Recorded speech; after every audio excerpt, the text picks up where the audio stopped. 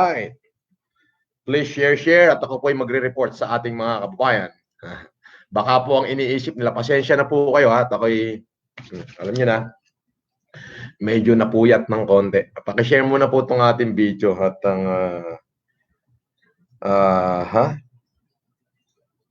Okay, Cavite tumanggap na. Lahat tumanggap na.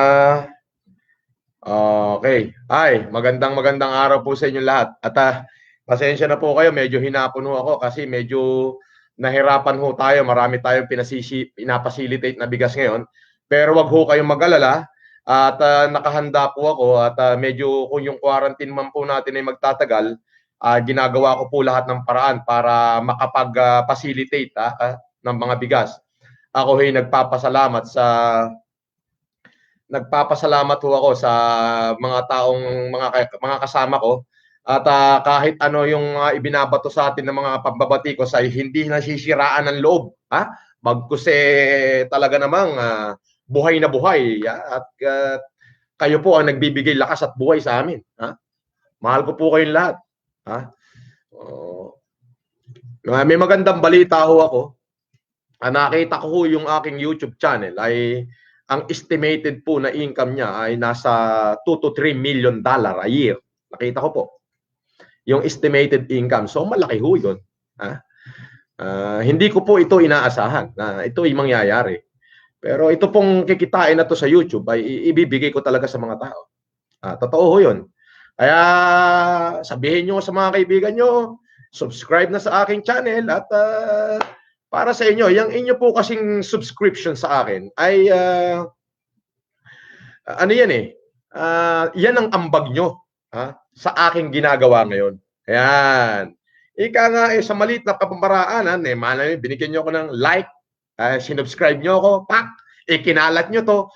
Yun naman po yung aking sinasabi na yun yung inyong tulong sa akin. Yan. Hindi ko kailangan na magpadala kayo ng donation sa akin. Hindi.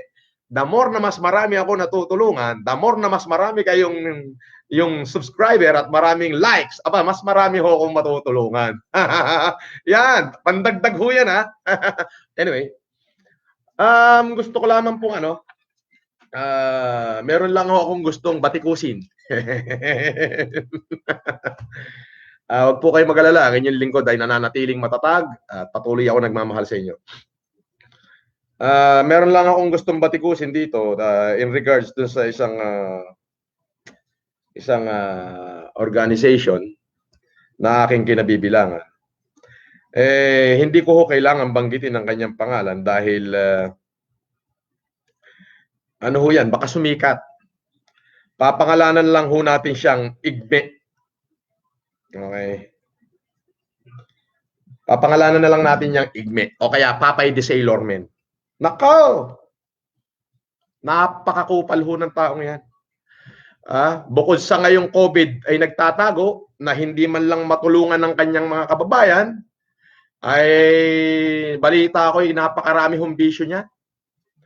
At ang ginagawa ho niyan, yung kanyang organisasyon, na organisasyon ko rin na kinabibilangan, ginagamit niya yung mga membro nito para ho magkapera sa mga politiko. Hindi ko ho papangalanan yung politiko at wala naman hong kasalanan yun. Natural yung politiko ay sumapi sa kanya dahil marami siyang membro na ipinangangalandakan. Pero ang taong ito ho, dapat ho dito ay binibigti. Masyado hong masama ang ganitong klaseng tao. Ika nga ho sa Biblia, dapat sana ang gumawa ng anumang pagkakasundo ay pararangalan ng Panginoon. Pero ang ginagawa ho ng taong ito ay masahol pa sa dilang masahol. Hindi ko ibibigay yung kanyang tunay na pangalan dahil baka sumikat ho ang pangalan lang ho niya ay alias Igme at alias Papay de Sailorman. Buti pa ho si Papay sinesave yung olive Eto ho, hindi ho. Binebenta nito yung dugo ng kanyang mga kasamahan. Dahil nga ho medyo nakakatanda siya, binebenta niya yung kanyang dugo. Dugo na nung kanyang mga kasamahan para pagkaperahan. Walang yaho itong tao na to. Yung alias Papay Igme. Anyway, binabati ko yung aking kaibigan. Magaling na tao to. Si Kapitan Joey Suarez ng Barangay Nicolasa, Berata. General Mariano Alvarez Cavite. Ito hinakasama ko nung panahon ng Undoy. Itong si Cap Joey. Talaga naman nung inaabot kami ng madaling araw sa pagtulong sa tao. Doon sa mga biktima ng Undoy. Hindi pa ho ito kapitan. Noon, kagawad lang ho ng barangay ito. Dati, nung kaibigan ko. Ngayon ho, tapos na ho yung kanyang termino bilang kapitan. Pero siya pa rin yung nakaupo. Magaling hong lalaki to. Magaling na lalaki to. Ito si Kapitan Joey Suarez. Kung nakikinig ka sa akin ngayon, Kap Joey, mabuhay ka. Anyway, yung sinasabi ko na bibigyan ko lamang una isang oras na pagsasalita, ay isang minutong pagsasalita, itong alias Papay at alias Igme. Ang ginagawa ho nito si alias Papay at alias Igme, pupunta ho sa lahat ng politiko, lalo na pag malapit na eleksyon. Dadalhin niya ho yung mga member nung aming organization, yung Alpha Kappa, at ipagbibili ho niya ito. Doon sa mga politiko.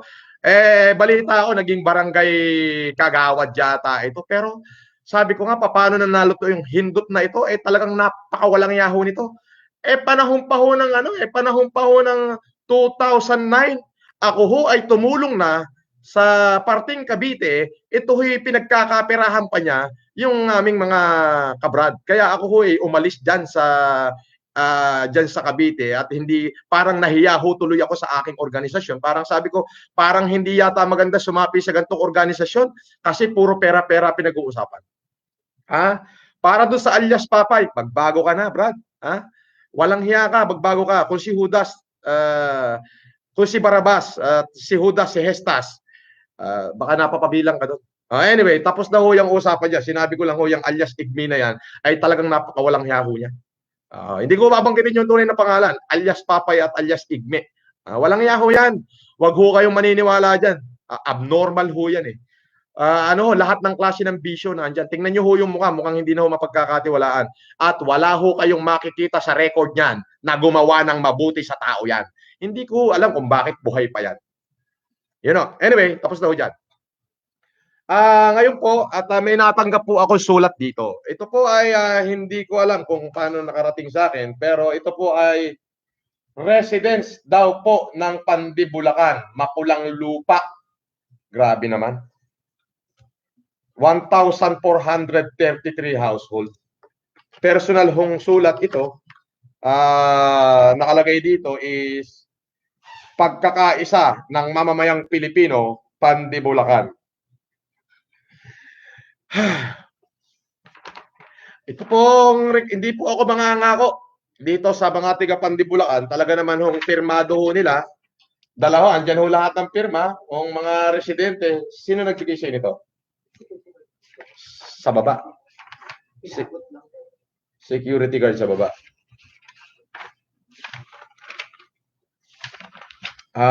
Sino ang contact person dito kaya? Ito may telephone number. Sige. Tingnan mo, i-check mo mabuti to, ha? Ako muna pa yung magre-report. Kahapon po, ang report ko ay yung pong, pakikalat niyo po itong ating video at ng the more the merrier, nga. Pag maraming subscriber, the merrier. Please, stay tuned, ha? Stay tuned to me. So, kahapon po, yung buong maghapon, ang accomplishment ko po ay mahigit 1,300 pamilya, sa buong Cagayan, sa buong 3rd District, ang nabigyan po natin ng tigli 5 kilong bigas. 1,300 pamilya. Sa ikatlong distrito ng Tugigaraw, ng Cagayan. Ayan po, ulitin ko po. 1,300 pamilya ang nabigyan po natin ng tigli 5 kilo sa pangunguna ng provincial board member na si Perla Tumaliwan. Alagang Perla. So siya po ang pinadalang ko ng bigas, si Perla. Kung makikita nyo po doon sa aking previous na post kahagabi, pwede nyo na hong tignan at reviewin nyo ho. Na kahit ho yung pong inyong mga comment dito, dahan-dahan pong nire-review. Yung mga individual po, pinag-aaralan namin kung paano po talaga matutulungan. Pero ang higit sa lahat, kung saan po mas maraming barangay, mas maraming bayan ang humingi, at talaga pong legit, yun po ay aming pinag-aaralan talaga kung paano po makakarating. Gustuhin ko man na all myself is sumama sa track, ay hindi ko magawa ng gawa ng ako po ay sumusunod sa enhanced quarantine program. Marami pong mayayaman taong gusto talaga ako ipin down. Wala lang ho talaga silang makitang kamalian sa aking ginagawa. Ay ano, so hindi ko alam, hindi sila papayag kung ano yung aking pinaggagawa. Syempre, talagang gusto nila ako i-down. Pero wala po tayong problema diyan. Hindi ko ho pinaninindigan ng balahibo yung mga yan. Ang importante ho sa akin matupad yung aking pangako. Mahal ko ho kayo lahat. Yun po, ako po ay yun po yung accomplishment ko sa buong maghapon. Nakapagbigay po tayo sa 1,300 pamilya sa Cagayan. Sinagot ko na rin po ang challenge ng Mayor ng Mexico, Pampanga. Ayan po, papadeliver po ako ng isang truck dyan. On the way na ho yung bigas. Galing ho ng Cagayan. At syempre, yung bigas po ng para sa taga Maynila, ang sabi po kasi nung truck, Huwebes daw po ng umaga ang dating dito sa Metro Manila. Yan po ay dediretso na po sa pamahalaang lungsod ng Maynila. Yan po yung inayuda ko kay Mayor, kay Yorme Isko Moreno. Alam niyo po mga kapatid, pagpapasensyahan niyo na po dahil po hindi po basta-basta mag-facilitate ng bigas. Unang-una, naka-enhanced quarantine po tayo, medyo mahirap po yung dating ng bigas gawa ng truck, holiday, pistang pangilin, yung ibang truck ayaw bumiyahe. Ginagawa po natin, yung pong mga ani sa mga probinsya ng mga local farmers, yan po yung ating binibili para madala po dito sa Metro Manila. At magaganda pong klaseng bigas yun.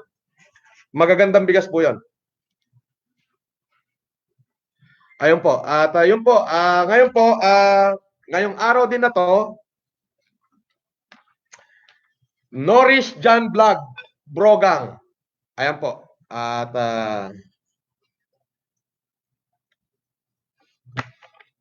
andali po.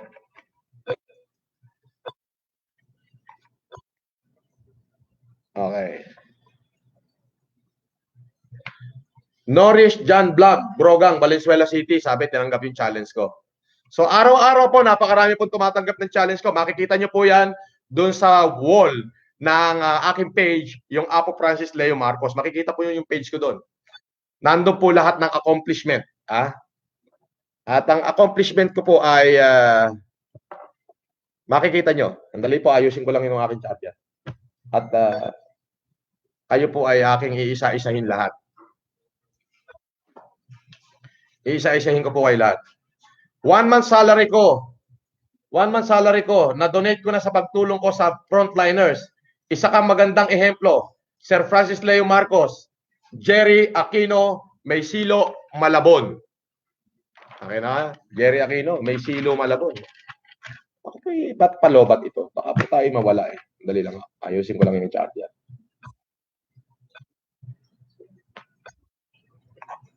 Ayan. Ayan. Okay. Rain or shine, tuloy ang rasyon. Sherwin Ramos, Lawag City. O Kinam Sherwin. O Sherwin Ramos, Lawag City. Rain or shine. Tuloy daw ang rasyon. Challenge accepted. Captain Marilyn Jimenez, Chanco, OFW, Saudi, OFW, Kuwait. Ayan, para sa Negros Occidental, Bago City, Purok Tuburan. Bismillah. Yung mga Muslim po nating OFW, ayan po, yung Kuwait, tutulong po yan. Challenge accepted. Advisor, Saudi, Marantan of Al-Asin Chapter, Tatak Samahang Ilocano, United Arab Emirates. No, grabe.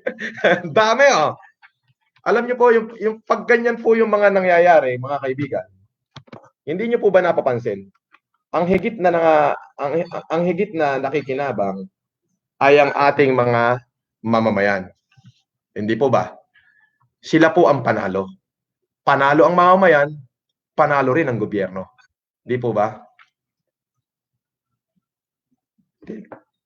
Tunog po ng tunog tong aking charger. Bakit kaya? Mas naman. Kaya nyo na nga, kung malolobat, di mamatay itong ano natin.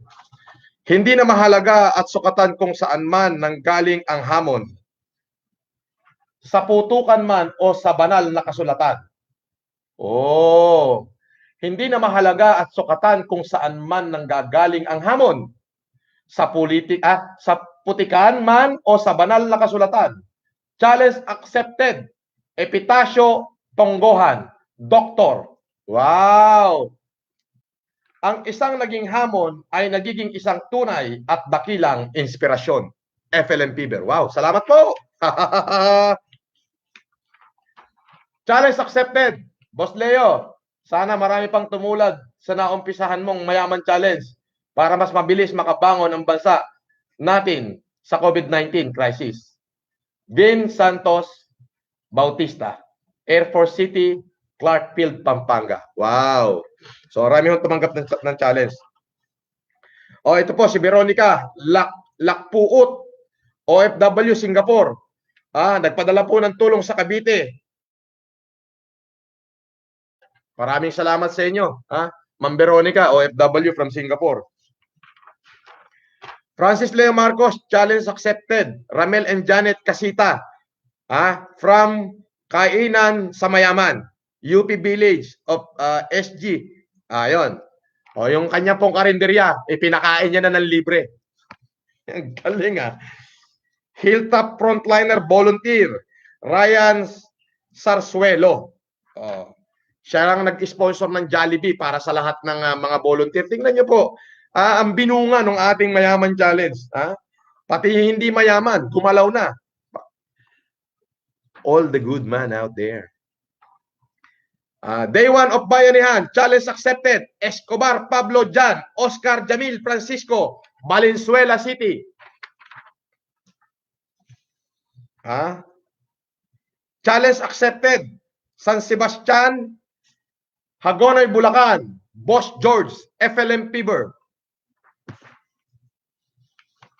I accept your challenge to help our kababayan for hunger. To donate this money, Alcansya. Pati Alcansya i-donate. Ito yung mga nakakadurog ng puso no? Jean K. Cordero, Tarlac City. Jean Cordero. Pati Alcansya nito, binigay na. Ang tinanggap nito, ultimate challenge na. Yun ho yung ultimate challenge ko Are you willing to sacrifice the hard thing in your life? One of the hardest thing in your life. One of the hardest asset in your possession. Just to give to our fellow countrymen. Challenge accepted. Noli Concepcion, Shell Concepcion, Councilor LGU, San Jose del Monte, Bulacan. Ayan po. Yung mga taga San Jose del Monte, Bulacan, yung inyo pong councilor ng LGU, si Noli Concepcion at Shell Concepcion. Puntahan nyo po yan. Magbukod ka nga ng rito, ng 30 mil. Okay, bumawas ka ng 20.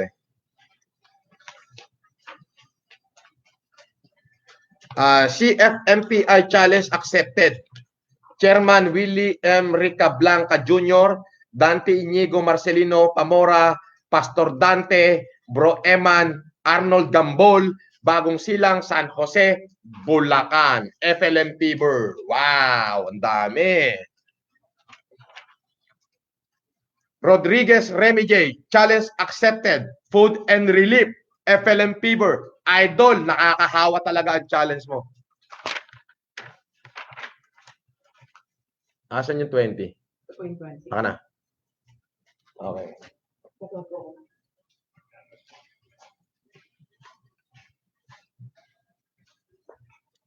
So, yun po mga kaibigan. At syempre, gusto kong batiin yung aking mga kaibigan dyan. At yung aking mga kaibigan, gusto kong batiin yun.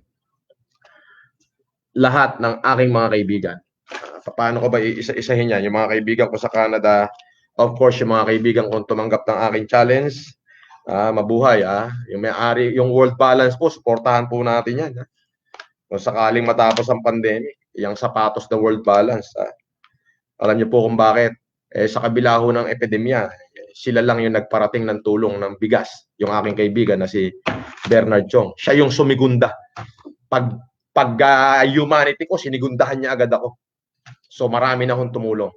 Siyempre, binabati ko yung magiging future groom and future bride, yung aking kaibigan na si Neil Arce. Advisor ko yan eh. Si Ratok-tok niyan. Mahal ko yan eh. Ay, nako. Alas 12 na ho ng gabi, pero tatawagan. Nag-I love you ho sa amin, nag-I love you-han kami yan eh. Mabuhay kayo. Alam nyo, isa sa mga idolo ko yan, ha? Si Neil. Oh. Kaibigan ko yan. At saka si Angel. Oh.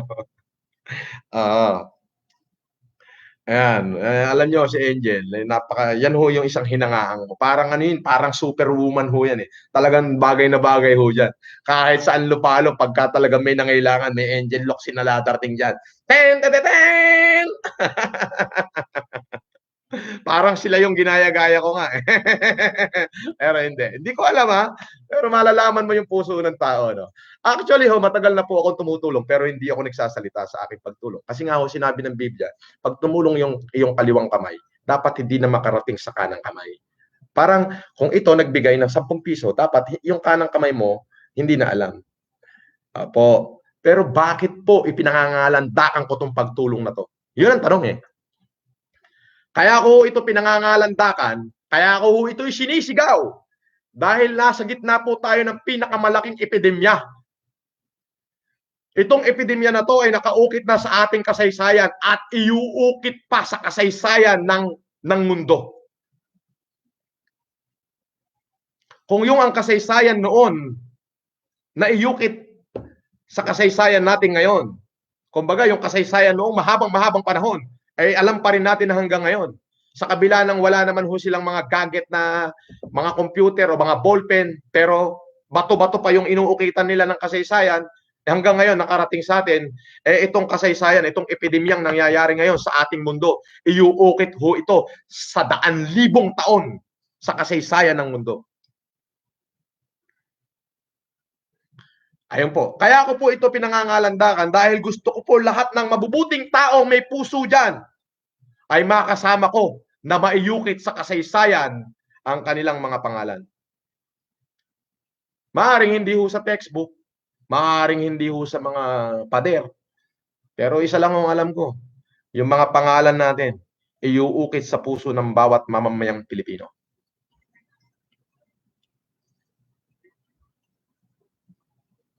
Yun po yun. Iuukit po sa kasaysayan ng bawat mamamayang Pilipino.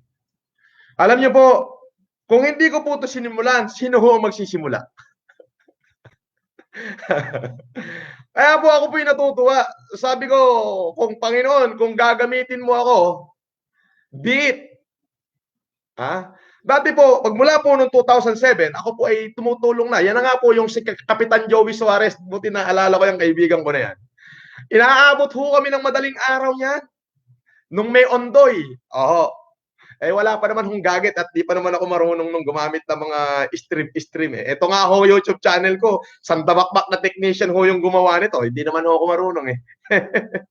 Nakita nyo po. This is not my intention. Pero kung gusto ko patunayan ko sa inyo, na kung ano yung sinasabi ng Biblia ay totoo. Totoo po.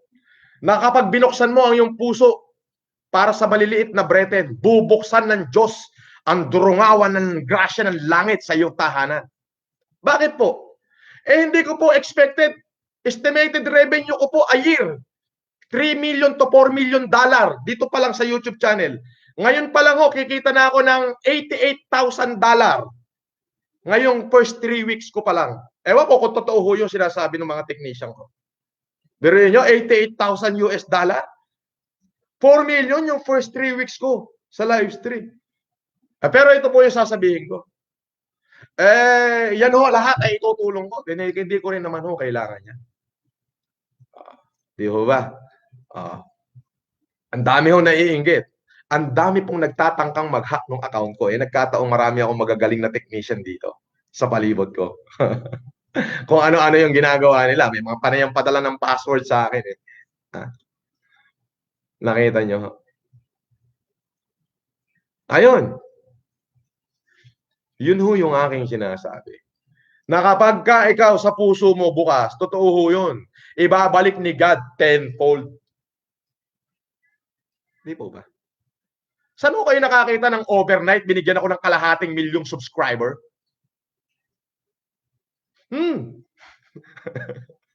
No one can achieve. Hindi naman ho ako sikat. Sikat lang ho ako doon sa mamamayang Pilipino, especially yung mga matatanda. Na nabigyan ko ng Optimum Eye Care Program.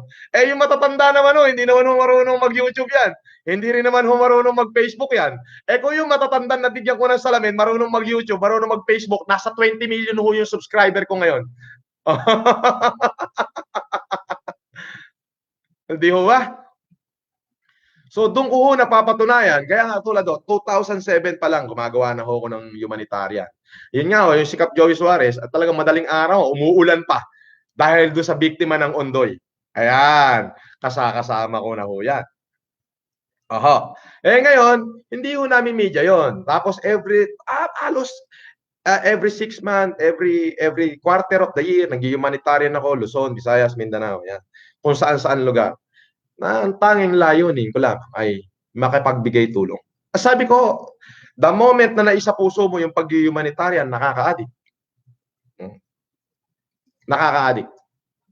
Kapag bukal sa puso mo yung ginagawa nyo, ay hindi nyo kailangan maghanap buhay. Pag God work in a very mysterious way. Nagkataong naging bukal sa puso ko yung pagtulong. Kaya inulan po ako ng grasya. Yung grasya ho, bumababa sa durungawan ng aking pintuan. Dami. Walang awat at walang humpay na grasya. Alam niyo kung bakit? Paano mo masasabi na totoo yung pagtulong mo? Pag nakahanda ka ng umutang para lang may maibigay ka.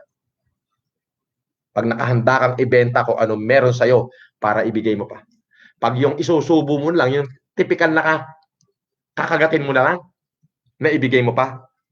Doon, yun, bukal yung pagtulong mo sa kapwa. Marami kasing tumutulong, ang galing sa camera. Awa effect yun.